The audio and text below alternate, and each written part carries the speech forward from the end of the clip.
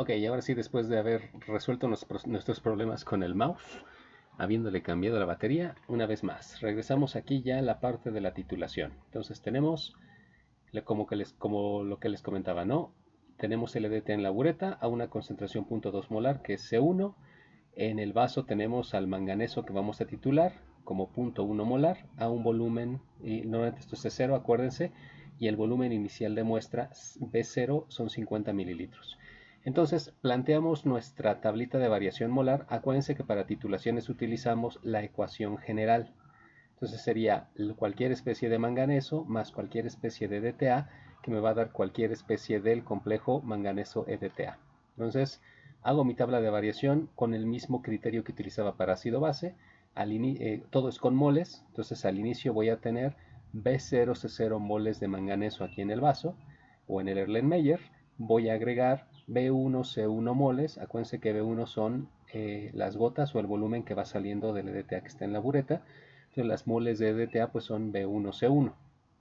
Antes del punto de equivalencia se están dando de catorrazos el manganeso y el EDTA, pero el manganeso siempre gana, el EDTA entonces siempre es el reactivo limitante, y entonces lo que me va a quedar al equilibrio en la zona antes de llegar al punto de equivalencia sería, en cuanto a las moles de manganeso, B0C0, que es lo que tenía al principio, menos lo que se guamaseó con el EDTA, que es B1C1. Si la reacción es cuantitativa, acuérdense que puedo quitarme el término de epsilon, ¿sale? ¿Qué me queda del reactivo limitante? Epsilon B0C0, aquí faltaría el B0C0, ¿sabes? Y del producto, pues lo que se forma es lo que se perdió del reactivo limitante, que sería B1C1, ¿sale? Ok. En el punto de equivalencia, los dos son limitantes porque los dos se están agotando, se neutralizan mutuamente. Entonces de los dos me quedaría epsilon o epsilon B0C0, si lo quieren ver así. Y por convención, acuérdense que en el punto de equivalencia B0C0 vale lo mismo que B1C1 porque los dos se neutralizaron. Entonces, como los dos son reactivos limitantes, yo podría poner que se está formando del complejo o B0C0 o B1C1 porque son iguales, pero por convención siempre lo hacemos con respecto a lo que está en el vaso, o sea, B0C0, ¿sale? Y después del punto de equivalencia, pues lo que estoy haciendo es agregar ya nada más un exceso del titulante, un exceso de DTA. Entonces, del manganeso prima, pues sigo teniendo epsilon B0C0, del manganeso Y sigo teniendo B0C0, y nada más tengo que definir el exceso que he agregado de DTA, que sería B1C1, lo que he agregado en total desde el principio, menos lo que ya había peleado con el manganeso, que es B0C0. ¿Sale? ¿Cómo calculo el volumen teórico para llegar al punto de equivalencia? Pues considerando lo que platicábamos ahorita, que las moles de manganeso se igualan con las moles de DTA, es decir, B0C0 se iguala con B1C1, despejo B1, que va a ser mi volumen de punto de equivalencia, y entonces pues lo calculo. Ya con datos sería B0, que es 50 mililitros, por C0, que es 0.1 molar, entre C1, que sería 0.2 molar, lo que implica que mi volumen de punto de equivalencia está en 25 mililitros teóricamente. Entonces, el primer volumen que nos piden está a 10 mililitros, es decir, estamos antes del punto de equivalencia, entonces estamos o tenemos que aplicar esta parte. Y si se dan cuenta, antes del punto de equivalencia, lo que yo voy a tener al equilibrio, cuando se terminen de guamasear el manganeso y el EDTA, es una mezcla de manganeso prima y manganeso Y'.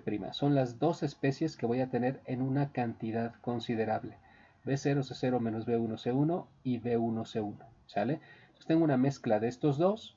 Tengo una mezcla de dos especies que están en el mismo equilibrio. Por lo tanto, tengo una mezcla buffer de EDTA. ¿Sale?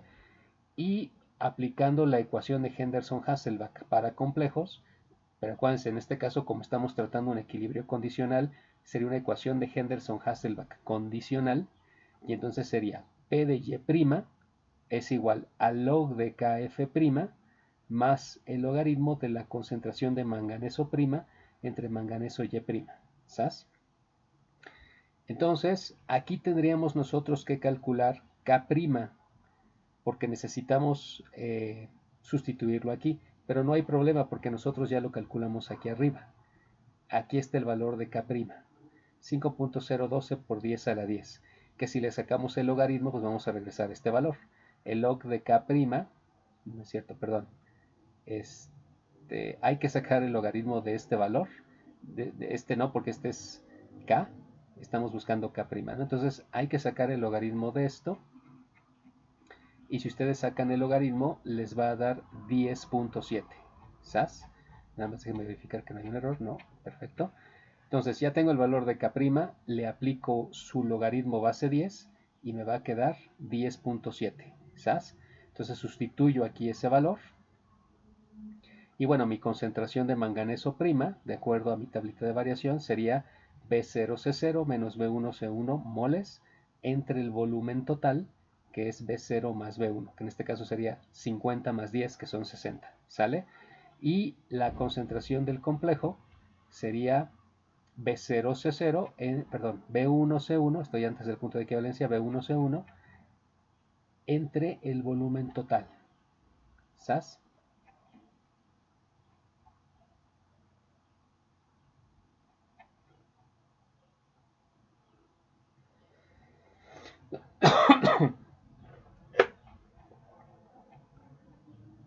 Bueno, Santa Cachafleta, aquí hay un error, ¿sabes? Hay un error en la resolución de este ejercicio. Si se dan cuenta, la concentración de manganeso es B0C0 menos B1C1, entonces están invertidos. Aquí están invertidos estos dos, ¿sale? Este de abajo va arriba y este de arriba va abajo, ¿ok? Entonces, bueno, aquí yo tengo un error. Al momento de asignar, ustedes corríjanlo cuando ustedes estén haciendo sus apuntes, va al revés, ¿ok? Y más o menos les va a dar esto 10.52. No va a dar exacto, pues porque obviamente estos dos están invertidas, pero bueno, el valor no va a variar mucho de 10.7. Más o menos sería 10.52. Aquí es tache para mí, ¿ok? Ni modo, a veces pasa. Ahora, quiero calcular P de Y en el punto de equivalencia. Entonces, en el punto de equivalencia, yo ya sé que está a 25 mililitros. Entonces, si me regreso a mi tablita de variación, en el punto de equivalencia, lo que yo voy a tener aquí es solamente el complejo. Tengo una solución del complejo y está presente con B0C0 moles de MnY', ¿sabes? Entonces, realmente lo que tengo en el punto de equivalencia es una solución del complejo. Lo único que le puede pasar al complejo es que se disocie, ¿sabes? Entonces, estaría tratando aquí con la disociación de este complejo. Pero pues tengo que calcular su concentración. Su concentración va a ser B0C0 moles, de acuerdo a mi tabla de variación, aquí está, entre el volumen total, que en este caso sería 50 más 25, que es 75. Entonces, mi concentración del complejo, que normalmente llamamos C2, es 0.067 molar. ¿Sale? Y entonces, como la disociación tiene una constante de una KD prima, que es el inverso de KF', acuérdense que ya habíamos calculado, fíjense, esta disociación es la misma reacción que yo tengo aquí, pero al revés. Entonces yo ya había determinado la K' de esta reacción, vale 5.012 por 10 a la 10. Si yo volteo, para que me quede la de disociación, pues la nueva constante va a ser el inverso de esto, que es lo que yo tengo acá. Aquí está, ¿sale? Entonces mi K de disociación es 1.995 por 10 a la menos 11. Es muy pequeña, por lo tanto es una interacción, hay que resolverlo con alfas. Entonces planteo mi tabla de variación, al inicio tengo una concentración C2, al equilibrio es C2 menos alfa C2, y lo que yo gano acá es alfa C2 y alfa C2. ¿Qué necesito hacer para calcular P de Y? Pues necesito la concentración al equilibrio de Y', ¿sabes?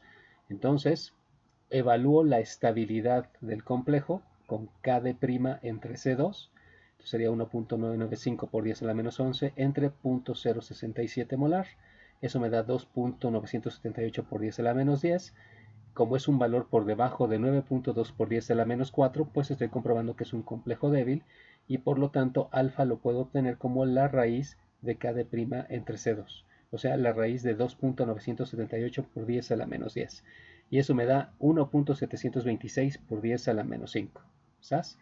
Y entonces pues yo ya sé que la concentración de Y' es alfa C2, o sea, 1.726 por 10 a la menos 5 por 0.067, y entonces eso significa que mi concentración de EDTA' es 1.156 por 10 a la menos 6, y sacándole el menos log sería 5.94, y ya con eso la tengo calculada, ¿sale? Y ya nada más me falta el volumen a 30 mililitros. En 30 mililitros yo estoy en la zona después del punto de equivalencia. Entonces, directamente después del punto de equivalencia, aquí ya tengo moles formadas de EDTA, ¿sale? Entonces, con estas moles yo puedo sacar mi concentración de EDTA sin ningún problema, ¿ok? Entonces, mi concentración de EDTA pues va a ser B1C1 menos B0 C0 moles entre volumen total, que es B1 más B0, o sea, 50 más 30. Si yo sustituyo valores, hago mi operación y me va a quedar que la concentración de Y' al equilibrio es 1.25 por 10 a la menos 2 molar, o en otras palabras, sacando el menos log, P de Y' es 1.9, ¿sale? Si se dan cuenta, el sistema se parece mucho a una titulación ácido, no a base fuerte con ácido débil. ¿Sabes? Es más o menos la misma nomenclatura. La única diferencia es que aquí estamos trabajando con especies condicionales. Y acuérdense, las Ks que ustedes van a estar manejando son condicionales. Eso significa que si no las tienen, hay que calcularlas. ¿Sabes? Necesitan normalmente la constante de reacción prima, y ya con esa tienen la de disociación, porque nada más es voltearla. ¿Ok? Bueno, y aquí sí, mea culpa, este es un error mío en la resolución. No soy Dios y no me importa. ¿Ok? Bueno, vamos entonces al otro problema. Vamos a recordar un poco el enunciado. Bueno, de hecho creo que ni siquiera lo leí en la otra parte, que tuve que seccionar porque se le acabó la batería al mouse. Ahí me han de disculpar. Vamos a hacer esto más grande y vamos a bajarlo. Creo que exageré un poco.